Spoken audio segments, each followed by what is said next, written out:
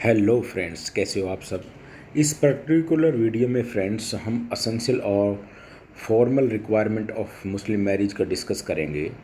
और मैं हर वीडियो की तरह मैं इस वीडियो में भी कहता हूं कि जब भी मेरे आप लेक्चर को देखें तो अपने साथ नोटबुक जो है साथ रखें, ताकि आप नोट को साथ साथ प्रिपेयर कर सकें।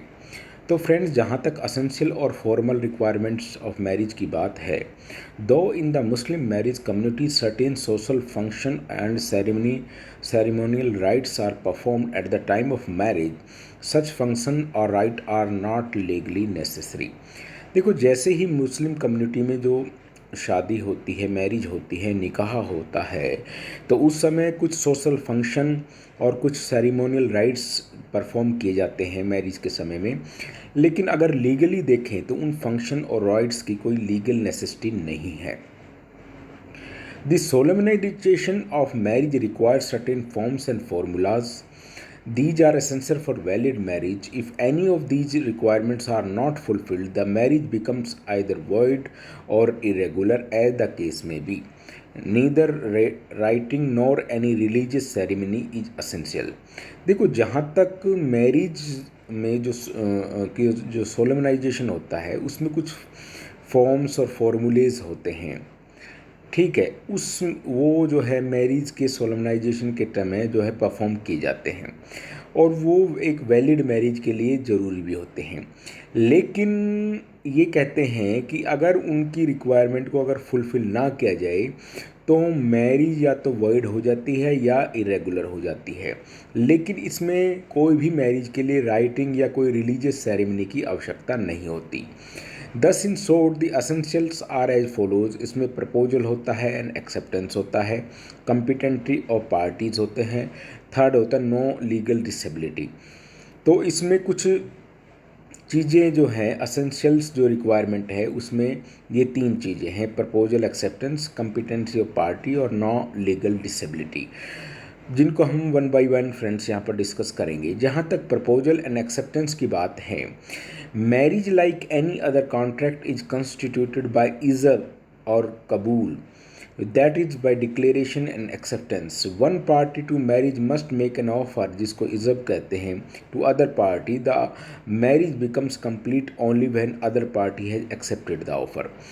देखो, जहाँ तक मुस्लिम में मैरिज के लिए जो असेंशियल है, उसमें एक तो प्रपोजल होता है और दूसरी पार्टी के द्वारा जो है एक्सेप्टेंस होता है। उस प्रपोजल को हम उर्दू में इज़ब के नाम से जाते हैं और एक्सेप्टेंस को हम कबूल कहते हैं।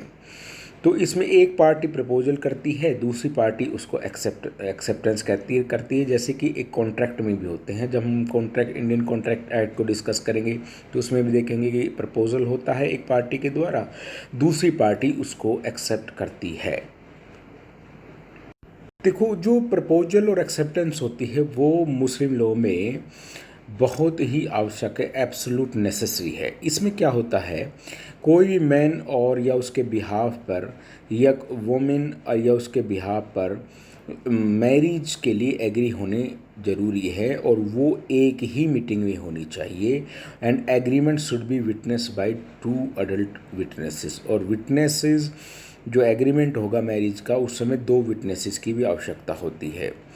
एज वोमेन इज इन पर्दा, क्योंकि वोमेन अगर पर्दा में है तो वो एक कस्टम होता है कि उसका कोई रिलेटिव वोमेन के पास जाए, उसके घर में, और अकम्पनीड बाय टू विटनेसेस, उसके साथ दो विटनेसेस हो, और उसको पूछे कि क्या वह मैरिज जो है डावर, जो मनी जो ऑफ़र की गई है उसके फ्यूचर हस्बैंड के द्वारा, उसके लिए वो एग्री है। अगर वो ही explains to her the details of dower propose, वो उसको सारा जो डिटेल जो डावर ऑफ़र किया जा रहा है उसके फ्यूचर हस्बैंड के द्वारा, तो उसको एक्सप्लेन भी करता है। जब when the girl says yes और signifies her assent by some other method, the three persons come out. जब वो लड़की या वोमेंस अगर यस करती है उस के लिए, और या एक्सप्रेसली कह दे यस, या वो अपने सिग्निफाइज किसी भी मेथड से वो अपनी असेंट देती है, तो वो तीनों व्यक्ति बाहर आ जाते हैं और जो फ्यूचर हस्बैंड है और तीनों जो व्यक्ति जो उस वोमेन के पास गए थे तो उसको जो है काजी के समक्ष लाया जाता है। काजी उनसे पूछता है लड़के से कि अब जो फ्यूचर हस्बैंड होने वाला है कि क्या वह जो है मैरी के लिए जो गर्ल को स्पेसिफाइड डावर देते हुए पेमेंट ऑफ स्पेसिफाइड डावर के लिए वो एग्री है। तो वो यदि यस कहता है तो जो रिलेटिव जो काजी के जो रिलेटिव जो गर्ल के पास गया था वो काजी से कहता है कि वह गर्ल का एजेंट है और काजी उसको कहता है कि क्या वो एग्री है मैरिज के लिए उस स्पेसिफाइड डावर के लिए। यदि वो रिलेटिव कहता है यस वो एग्री है तो witness are present there so that if qazi has any doubt he should question them. यदि काजी को फिर भी अगर मान लीजिए उस पर कोई अगर डाउट हो तो जो विटनेसेस जो दो विटनेसेस प्रेजेंट हैं उनसे काजी अपने डाउट को क्लियर कर लेता है। फ्रेंड्स, इन्हीं सभी बातों को एक जजमेंट है रसीदा खातून वर्सेस एस के इस्लाम का केस है। इसमें क्या हुआ कि a man assured a lady to marry with her and started to cohabit with hers. After some time, a child was born to the couples. Later, she claimed the status of wife. The question before the court was whether their marriage is valid marriage under Muslim law. The Odisha High Court held cited with the approval of paragraph of Mullah's book. It is essential to the validity of marriage that there should be proposal made by on behalf of one of the party to the marriage and acceptance of proposal by on behalf of others. In the presence and hearing of two males or one male and two females witnesses who must be sane and adult Muslim. देखो इस case में क्या हुआ कि एक व्यक्ति ने एक जो लेडी थी उसको जो है एश्योरेंस दिया मैरिज का और वो साथ साथ रहने लगे। उनके वेडलॉक से जो है एक चाइल्ड का जो है बॉर्न हुआ। बाद में क्या हुआ कि उस लेडीज़ ने उसको स्टेटस ऑफ जो है वाइफ क्लेम किया। जो कोर्ट के समक्ष ये क्वेश्चन हुआ क्या उनकी जो मैरिज थी वो वैलिड थी। तो उड़ीसा हाई कोर्ट ने इसमें मुल्लाज की बुक्स की जो है पैराग्राफ को कोटेशन किया और उन्होंने कहा कि मैरिज के लिए आवश्यक है मुस्लिम मैरिज के लिए कि एक प्रपोजल किया जाए एक पार्टी के द्वारा और दूसरी पार्टी के द्वारा उसको जो है एक्सेप्ट किया जाए in presence of two males, दो मेल विटनेस के प्रेजेंस में या एक मेल या दो फीमेल विटनेसेस के प्रेजेंट में जो सेन हो और अडल्ट मुस्लिम हो। जो प्रपोजल और एक्सेप्टेंस जो है मस्ट बी एक्सप्रेस होना चाहिए एट वन मीटिंग, एक ही मीटिंग में होना चाहिए। और proposal made at one meeting and acceptance made at another meeting does not constitute valid marriage. ये कहते हैं कि एक ही मीटिंग में जो है प्रपोजल और एक्सेप्टेंस किया जाना चाहिए। यदि प्रपोजल एक मीटिंग में किया गया हो और एक्सेप्टेंस दूसरी मीटिंग में किया हो तो उसको हम वैलिड नहीं कहेंगे। और इसमें जो नीदर राइटिंग और कोई रिलीजियस सेरेमनी की आवश्यकता नहीं होती है। तो फ्रेंड्स, जो लास्ट केस था उसमें मैं एक बात बता दूं, क्योंकि उस केस में उसको वैलिड मैरिज जो उड़ीसा हाई कोर्ट ने नहीं माना, क्योंकि उसमें प्रपोजल और उसमें जो शादी का हस्बैंड द्वारा एक तरह के एश्योरेंस दिया था उसने एक्सेप्टेंस नहीं दी थी, इसलिए उसको जो है उड़ीसा हाई कोर्ट ने वैलिड मैरिज नहीं माना। अब एक जो दूसरा केस वो डिस्कस कर लेते हैं। मिस जैनबा वर्सेस अब्दुल रहमान का केस है। इसमें कहा गया कि कोई भी there is no particular form in which proposal and acceptance should be made. कोई पर्टिकुलर फॉर्म जो है आवश्यकता नहीं होती है कि किस फॉर्म में प्रपोजल और एक्सेप्टेंस किया जाएगा। दी ऑफर जिसको इज कहते हैं, एक्सेप्टेंस जो कबूल कहते हैं, में भी इधर ओरल हो सकते हैं और इन राइटिंग हो सकते हैं। Where the words of offer and acceptance are laid down in written document. अगर रिटन डॉक्यूमेंट में हैं वर्ड्स एंड ऑफर का तो फ्रेंड्स सच डॉक्यूमेंट को हम कबीननामा कहते हैं, which is important documentary evidence of marriage, जिसको इम्पोर्टेंट डॉक्यूमेंट्री एविडेंस भी कहते हैं। There must be no ambiguity, no questions of intentions to marry, nor a mere promise to marry at some future time. It is necessary that words of proposal and acceptance should be such as to show an intention of parties is not to establish the conjugal relations for a moment of acceptance, but from some future time there is a no marriage. देखो, एक तो friends जो proposal और acceptance किया गया है उसमें कोई एम्बिग्यूटी नहीं होनी चाहिए। अगर मान लीजिए जहाँ पार्टीज की इंटेंशन ही नहीं मैरिज करने की, या कोई प्रॉमिस किया है और उसको फुलफिल अगर वो फ्यूचर टाइम में करना चाहते हैं, तो ये it is necessary the words of proposal जो और acceptance should be such as to show an intention of parties की इंटेंशन होनी चाहिए, is not to establish the conjugal relations from moment of acceptance. अगर उनकी जैसे ही एक्सेप्टेंस हुई, अगर उस टाइम अगर की उनकी इंटेंशन नहीं है मैरिज जो है कॉन्जुगल रिलेशंस को एस्टेब्लिश करने की, और अगर वो ये चाहते हैं कि फ्यूचर में उनकी मैरिज हो, तो उसको कोई वैलिड मैरिज नहीं कहेंगे। There is no marriage at all.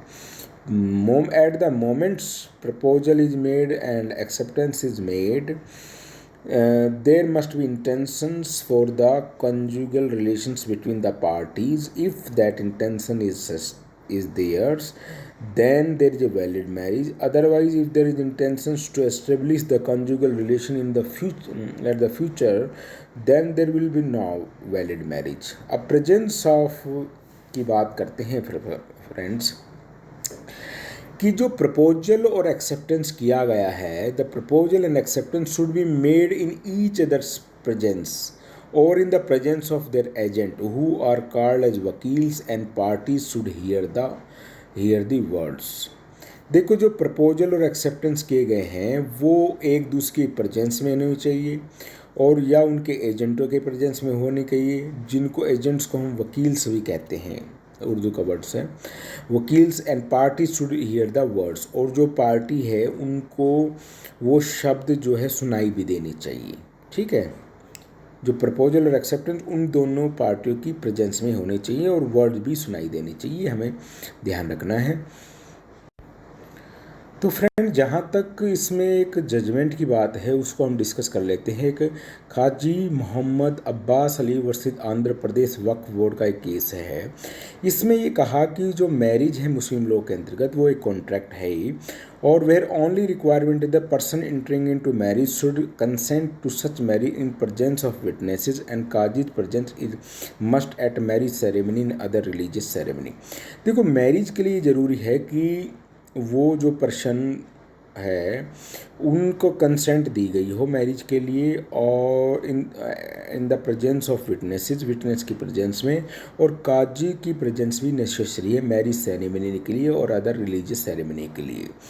अब फ्रेंड, नेक्स्ट इंग्रेडिएंट्स इसमें आता है वन मीटिंग का। देखो, the third requirement is that transaction must be completed at one meeting, proposal made at one meeting and acceptance at another meeting do not constitute a valid marriage। देखो, proposal और acceptance एक ही meeting में होना चाहिए। यदि proposal एक meeting में किया गया है, एक्सेप्टेंस दूसरी मीटिंग में किया गया है, तो हम उसको वैलिड मैरिज नहीं मानेंगे। ठीक है, अब रेसिप्रोसिटी की बात है कि there must be reciprocity between offer and acceptance. The acceptance must not be conditional, where A offers to marry B on ₹2,000 as dower and B accepts the proposal on condition that ₹4,000 should be paid to her as dower। देखो, reciprocity होनी चाहिए। Proposal मान लीजिए जहाँ A proposal करता है कि वो ₹2,000 में B के साथ जो है मैरिज करना चाहता है कि डावर ₹2,000 होगा, बी कहते हैं नहीं मैरिज तो हम कर लेंगे, आप ₹4,000 डावर दीजिए, तो वो रेसिप्रोसिटी नहीं है और उसको हम वो वैलिड मैरिज नहीं मानी जाएगी। देखो फ्रेंड, जहाँ तक विटनेसेस की बात है तो सुन्नी लॉ में हमें थोड़ा सा यहाँ एक कॉन्सेप्ट की बात है, कई बार एग्जामिनेशन में भी पूछ लेते हैं कि जो विटनेसेस है सुन्नी लॉ के में मैरिज के टाइम में 2 विटनेसेस की आवश्यकता होती है। दोनों अगर अडल्ट मेल मेंबर हैं तो, या अगर उनमें से एक अडल्ट मेल है तो 2 फीमेल की जो है विटनेस होंगे, ठीक है। लेकिन सिया लॉ में फ्रेंड्स जहाँ तक विटनेसेस की बात है मैरिज के समय में, तो वहाँ जो है सिया लॉ में विटनेसेस की आवश्यकता नहीं होती है। लेकिन जब डिसोल्यूशन ऑफ मैरिज होते हैं तो वहाँ उस समय जो सिया लॉ के अंतर्गत जो है मैरिज विटनेसेस की आवश्यकता होती है। अगर मान लीजिए विटनेसेस नहीं हैं, जैसे सुन्नी लॉ में विटनेसेस की आवश्यकता है और विटनेसेस मैरिज के समय में नहीं है, तो मैरिज वॉइड नहीं होगी बल्कि वो इरेगुलर मैरिज होगी। तो ये हमें ध्यान जो है देनी है, for examination point of view बहुत ही इंपॉर्टेंट है। Now we are comes to next ingredient, free wills and consent. Proposal और एक्सेप्टेंस ही चल रहा है फ्रेंड्स। ये देखो ऐसा है, जो parties contracting a marriage must be acting under their free will and consent. The consent should be without fear और undue influence. In the case of boy or girl who has not attained the age of puberty, the marriage is not valid unless legal guardian consented to it। देखो वही contract का ingredient है ये friends. Marriage हमें पता है कि मुस्लिम law में एक तरह का कॉन्ट्रैक्ट ही है, तो जैसे कॉन्ट्रैक्ट में फ्री विल और कंसेंट होनी चाहिए पार्टीज़ की, तो यहाँ मैरिज में भी, मुस्लिम मैरिज में भी फ्री विल और कंसेंट होनी चाहिए। लेकिन जैसे अगर मान लीजिए किसी माइनर की मैरिज अगर की जा रही है तो उसके गार्जियंस की फ्री कंसेंट और फ्री विल होनी चाहिए, ठीक है।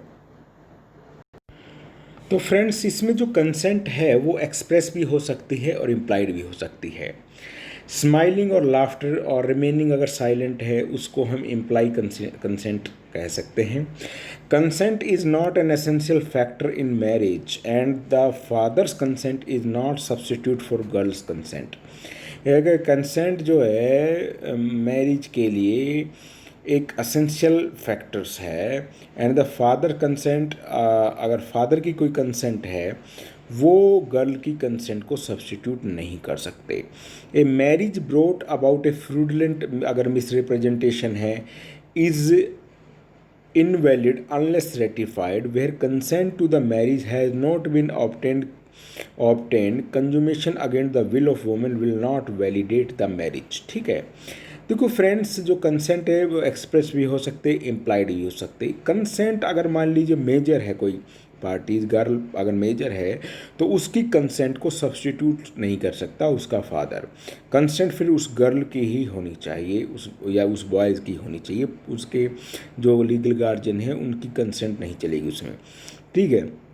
अगर कोई मैरिज जो फ्रूडलेंट मिस रिप्रेजेंटेशन से अगर ली गई है तो इज इनवैलिड होगा अनलेस अगर रेटिफाई ना कर लीजिए। अगर मान लीजिए किसी ए पार्टी है और उसकी अगर मैरिज हो गई बी से और उसने बी की जो कंसेंट है वो फ्रूडलेंटली ली है तो वो इनवैलिड होगी मैरिज, जब तक कि अगर वो रेटिफाई नहीं कर। With consent to the marriage has not been obtained, अगर कंसेंट ऑब्टेन नहीं की गई है तो कंज्यूमेशन अगर उस किया गया है उस वोमेन का अगेंस्ट द विल, उसकी विल के अगेंस्ट, तो वो उस कंज्यूमेशन से भी वैलिड मैरिज नहीं होगी।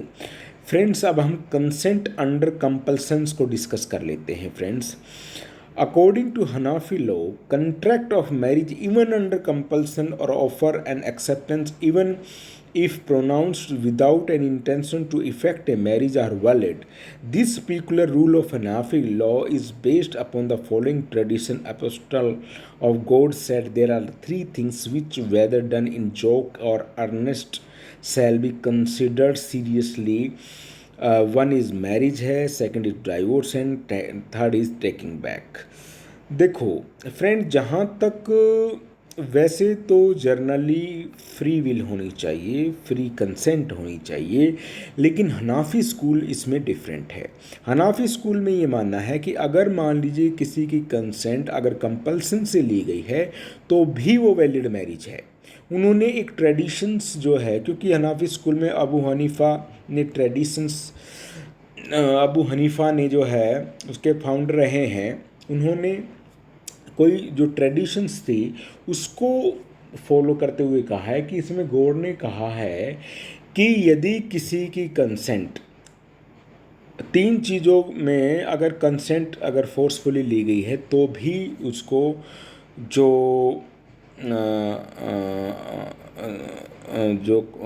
तो भी उसको वैलिड कंसेंट माना जाएगा। यदि मान लीजिए कंसेंट अगर मैरिज के लिए ली गई हो, डाइवोर्स के लिए गई हो, या उसको टेकिंग बैक यदि उसको वापस लेने के लिए गई हो, तो इन चीज़ों को वापस लेने के लिए ली गई हो तो भी उसको हम कहते हैं कि वैलिड कंसेंट ही मानी जाएगी और मैरिज वैलिड होगी। ठीक है। लेकिन इसमें जो अदर स्कूल, सुन्नी लोग के अदर स्कूल्स हैं, जैसे मलिकी स्कूल है, सफ़ाई स्कूल है, या हनबल स्कूल है, उनमें अगर कंपल्सन से अगर कोई मैरिज की गई है अंडर कंपल्सन, फ्री विल नहीं है, या सिया स्कूल है, तो उसमें उस वैलिड मैरिज को वैलिड नहीं करा दिया है और उनके कॉन्ट्रेरी ओपिनियन है और इस प्रकार की मैरिज को वैलिड नहीं किया गया। तो friends, we are already 20 minutes above, and so next ingredients, competency of parties, etc., we will discuss on the next lectures. So I hope that you are enjoying my lectures on the Muslim series. If you are like